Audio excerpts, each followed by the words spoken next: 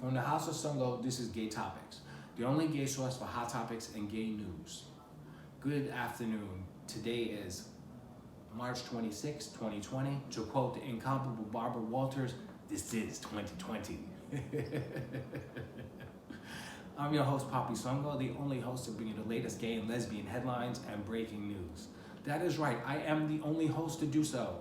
And I really hope as my platform continues to grow that somebody will reach out and pick my show up. But as we go through these uncertain times and the coronavirus continues to grow and spread, this is the perfect opportunity for us to be socially engaged digitally and engage with our followers and things like that. But unfortunately, someone trolled me yet again, and I've been placed in a 30-day jail. So I cannot post any stories relating to the LGBTQ community and headlines and breaking news. So I taped this excerpt from my upcoming memoir, soon to be published, and I hope you guys like it. But according to data that I just viewed this morning, after I found out that I was blocked, no one actually viewed my other post where I said that I tested positive for coronavirus on the 19th. I've been in quarantine for almost a month now, since March 3rd, and it's really, really starting to get to me emotionally and mentally. And now I'm blocked from communicating, and it's only making matters worse. And I don't understand how these social media platforms can stand by their word of actively being social and engaging with people and followers and things like that if this is the time to do it and you block me for a picture that I posted in 2018. That's right, so somebody literally trolled my page to look for a picture that I posted back in 2018 and then reported it. This has been ongoing, so this is not new to me, but I didn't think that it would happen during this crisis, so it is really affecting me, you know. And don't you have any sympathy? Or are you not empathetic to someone else's needs, especially during this crisis? I don't know what to do now. I'm literally going crazy because I have no friends, I have no family, I don't have anybody to talk to other than the camera. It's just so unbelievable that this is happening to me over and over and over and over and over and over and over and over and over again for more than a decade. For more than a decade. Am I a threat? What is it about me that you don't like? What is it about me that you want to hate on me? What is it about me that you find so threatening? Am I a threat to you? I don't be perceived as a threat. I'm actually one of the very nicest people you ever meet, which is why I created GayTopix. So I'm not sure, but this has got to stop. I'm tired of this abuse, and I'm tired of reaching out on these social media platforms only to be ignored over and over and over again. Stop. Moving forward, I hope that it does stop, and I hope that we can move past this pettiness and this drama. You know how gay men are. They're worse than a woman scorned. And one of my favorite shows is Deadly Women on the ID channel, and gay men act so much worse than those women. It's not cool because it's just very highly offensive when this is the time to actually connect with each other and be with each other for support and emotional distress, but being blocked for 30 days and having no active communication with my followers and fans, you're actually causing more of that emotional distress to cause the anxiety to get bigger and greater. I don't know what to do. I'm going crazy. It's really starting to affect me emotionally and physically and mentally, and I'm tired. I'm tired of being attacked for no reason, and I can't fight it because there's no support team from the actual apps. I just, I'm at a loss for words. I don't know what to do. But with that, this is a message that was taped earlier, and I really do hope that you guys like it. On this special GayTopix quarantine edition, and I'm gonna hashtag quarantine stories. This is an excerpt from my upcoming novel, or upcoming memoir, I should say, soon to be published. I hope you guys enjoy it. So please watch the whole video. And no one will actually watch my previous video where I said that I was the first porn star to be diagnosed with coronavirus, and I mentioned the Z-Pack. I was on the Z-Pack, and I told you an antibacterial after that, and the next day, or the next 3 days after, I posted my message to Facebook, Donald Trump said that he was going to use the anti-malarial drug and the Z-Pack in a combination to help cure the coronavirus. I don't know if there's a cure, I don't know anything like that, but I've been in quarantine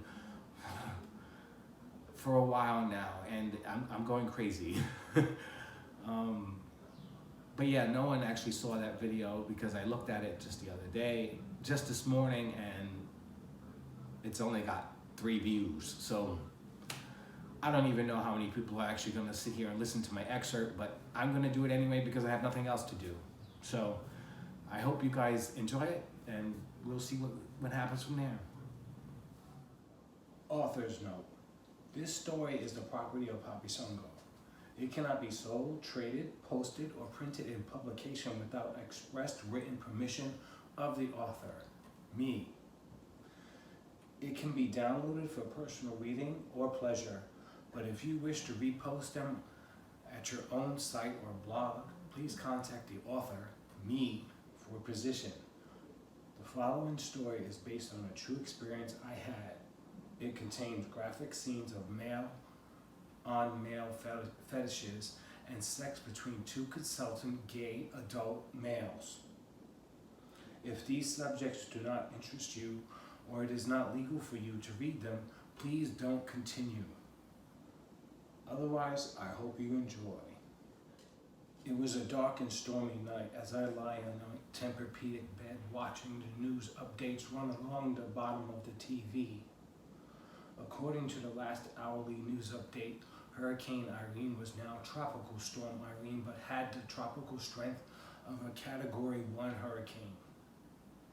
Meteorologist Lee Goldberg from ABC 7 NY News motioned his arm, pointing to the green screen at the eye of the storm as it circled from west to east. It will soon be over the Bronx and Upper Manhattan, he said, directing his hand towards New York City. It was fastly approaching Upper Manhattan with wind gusts of 70 to 80 miles per hour. But I could care less about the hurricane or its potential damage it can cause Harlem, and snuggled deeper into my Tempur-Pedic bed. I was fortunate to have canceled my club appearance at the Monster Bar in the Village and didn't need to work out earlier in the day to be on stage as I danced to Latin beats hosted by legendary drag queen Larissa Dumont. I hate dancing, but I love working with the queens, painting their faces and adjusting their wigs. It was also a great opportunity to have all those who disrespected me in the past and all those who hated me and rejected me see me, my fat cock and ass in all their glory of beauty and muscle. If only my New York City fans would tip me before they touch me. I wouldn't mind as much, but sometimes I feel taken advantage of. Yes, I'm a porn star, but it doesn't give anyone the right to fondle or molest me in a public setting where everyone has their eyes on me and cameras are flashing. I'm not naturally sexy.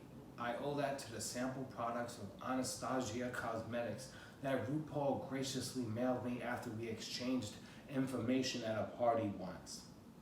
Not to mention, it takes me forever and a day to look presentable, and the last thing I need is someone touching me inappropriately to get sexual gratification from this Latin poppy for free.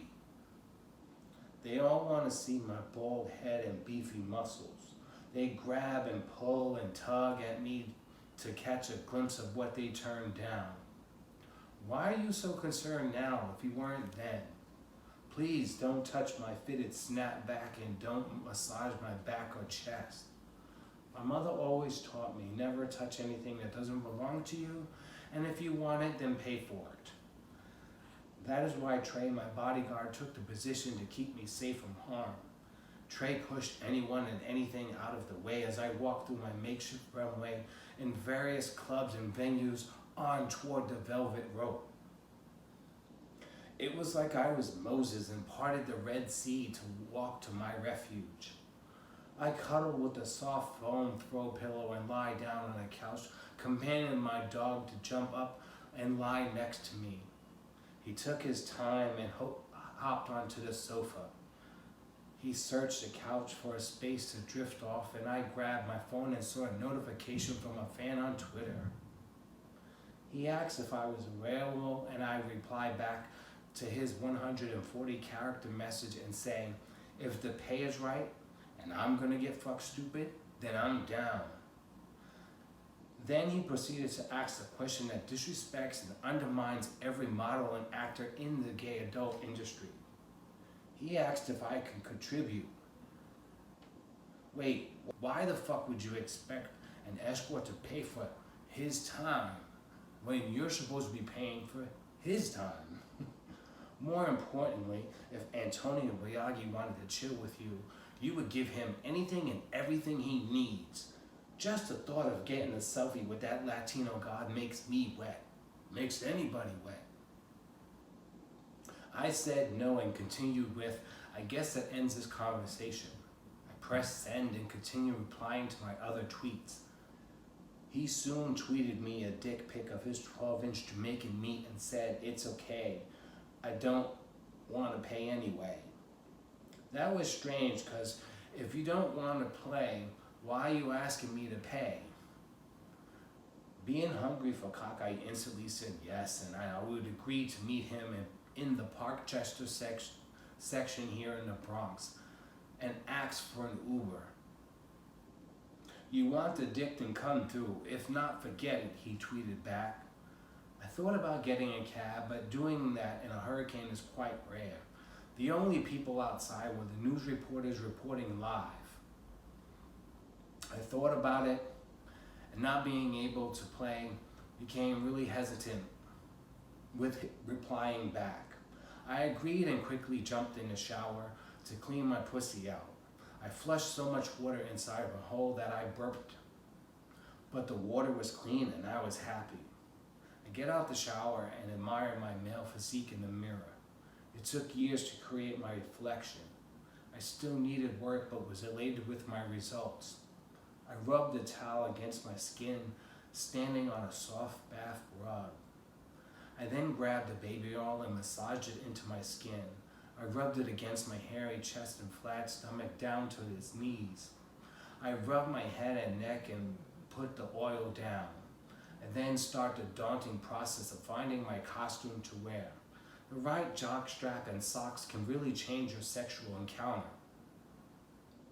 I put on my white, issued only by models for dickwad jockstrap with white socks and a white snapback that spelled Poppy Sungo in graffiti with the Heritage of Pride rainbow colors. I put on gray jeans that were made to come off your ass, so with the pants on, wearing a jockstrap, my ass was completely exposed. I put on a white t-shirt and my nipples pointed through the shirt. I drop a gold chain around my neck and put on my face using Anastasia products. I love their foundation because it blends into your skin and looks completely airbrushed. So natural that no one ever notices that I wear makeup daily. The queens in the bars and the clubs showed me how to paint my face. Trust me, I know. I then grabbed my trench coat to cover my ass and keep dry from the rain. There was buckets of water pouring down from the darkened sky, the wind blowing in such force, garbage littered everywhere and signs knocked down. My umbrella was of no use in blocking the rain because it was coming from all directions. I walked 5 minutes up the block and it seemed like 5 hours making my way through this monsoon. I finally found refuge from the storm under a bus awning and prayed the empty streets had at least one taxi on them. The wind pushed me into the corner of the bus stop. This is ridiculous. I shouldn't be doing this for Dick, I thought to myself, wiping the rain off my face. An hour later, I see a man walking towards me, thinking he was going to ask me for money. Just as I was about to say no thank you, he asked if I needed a cab. I said, hells yeah, and he ushered me to follow him around the corner. I reached for the back door and he said, no, you could sit up front. I get in the cab and he said, you're safe with me. Where are you going? He asked me with an African accent. To Parkchester, I reluctantly replied. I continued with, he's a client. He wants company during the storm. He said, I got you. Don't worry, let's go. We proceeded to drive into the eye of the storm, the windshield wipers separating the drenching rain from view. We hold conversation and laugh at our life experiences. He took his hand and tapped my thigh and said, how do you want to get there?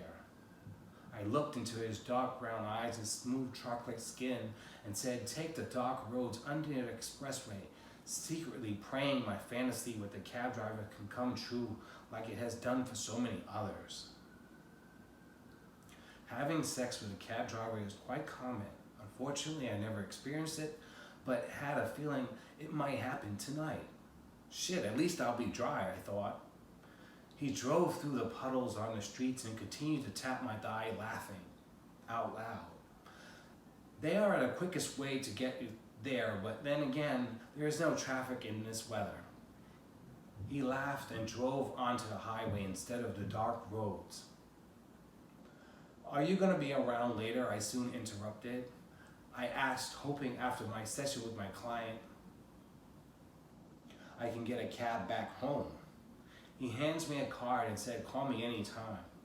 I accepted the card with a Kool-Aid smile and said, I'll keep you posted with a text. I paid him $30 for the $12 trip and said, thanks for picking me up. You got it, he said with a smile that seemed to light the dark sky. I opened my umbrella and proceeded to the building inside the building of complex. I hate Parkchester. It always reminds me of growing up as the only Latin boy in Edgecombe projects in Far Rockaway, Queens. I was bullied, jumped, harassed, and disrespected every day during my teenage years. Like Harry Potter, I found refuge and comfort in school and couldn't wait to graduate and enlist into the U.S. Army. Unlike Edgecombe projects, this building was immaculately clean. There was no piss in the elevators, or no shit in the hallways, or no one lurking or creeping up after you in the hallways. The floor shined with reflections and the elevator was carpeted. I could live here, I thought, ringing the doorbell 3C. His skin was caramel colored and swimmer's bill glowed with moisture. He was wrapped in a white towel that revealed a huge bulge that sat atop his implanted ass. I laughed at the sight in my head and found it hard to believe he was atop with an ass that was surgically implanted. He ushered me in and said, come in, with his strawberry-colored lips. He was sexy, but my red flags went up and I said, excuse me, while I texted my assistant. He said in his accent, no problem, and sat on a leather couch and picked up a remote control to turn the coverage of the storm up. Why is he watching the news if he wants to fuck, I thought. Not a good way to set the mood, to fuck, I pondered. I texted the cab driver and said to meet me in 15 minutes and apologized to my client and sat next to him on the leather sofa. He said, it's a pretty bad storm out there, and I replied with, who you telling? He said, make yourself comfortable, and got up to the closet to get some sheets. I take my white and gray Jordans off and realize my socks were wet. Damn, I whispered under my breath and took my pants off. Take my shirt off and fold my clothes and put them on the arm of the couch. Nice jock, he complimented me on as he stared at me. He laid the sheets on the floor and said, "Come over here." "On the floor?" I asked, and he said, "It will be fun." I said, "Do you have poppers?" And he questioned what was that, and immediately said, "Forget it." "How about a blindfold?" I added. "Why do you need that?" he curiously asked with his accent. "If I don't see you, it won't hurt so much," I said. He stood up from the makeshift bed on the floor and walked back to the couch and watched the news. Here we go again, I thought, and got up from the sheet and walked to the couch to sit next to him. "I'm not in the mood, you have to go. I have a migraine," he demanded. "Excuse me?" I said with astonishment. He raised his voice and said, "I want you to leave. I have a headache." "Are you serious? There's a hurricane outside," I protested back. His voice grew louder and accent thicker and said, "Please just go." His lack of humanity and personal regard for my safety made me irate. I quickly got dressed and angrily said he had some nerve not to appreciate me as a guest in his house, not to pay for my services and Uber, and most importantly, to have me out in the middle of a hurricane in the middle of the night and do absolutely nothing. I buttoned my coat, grabbed my bag and umbrella. "I didn't expect this," I said angrily. "Relax, it's just Dick." He demeaned my existence and opened the door. "I'm not getting any dick, so fuck off," I diplomatically remarked and slammed the door behind me. What an asshole, I said to myself, going down the elevator. The rain was coming down harder than before and I grew concerned about getting home safely. I saw a town car idling outside on the front of the building and heard a beeping of a car horn. I rushed to my waiting cab and was eagerly excited to see the same driver. He took the expressway and I was soon in front of my building. "Thanks so much," I complimented and handed him $40. "I told you I got you," he said through the outside passenger window and rolled it up. I waved my hand to say goodbye as he drove off into the rain. What an asshole, I thought, taking off my wet clothes before making myself a cocktail and sitting down on the couch. It never fails me. Yet again, alone, sexually deprived, angry, upset, no one to talk to, no one to listen to, no one to vent. What was I to do? I closed my eyes and slowly drifted back to sleep. Good night. That's it for this edition of GayTopix Quarantine. I hope you guys enjoyed my excerpt for my upcoming memoir, soon to be published. I'm Papi Songo, the only host to bring you the latest gay and lesbian headlines and breaking news. That's it for GayTopix. Stay safe, stay clean, wash your hands, and stay home. Until then, have a blessed day.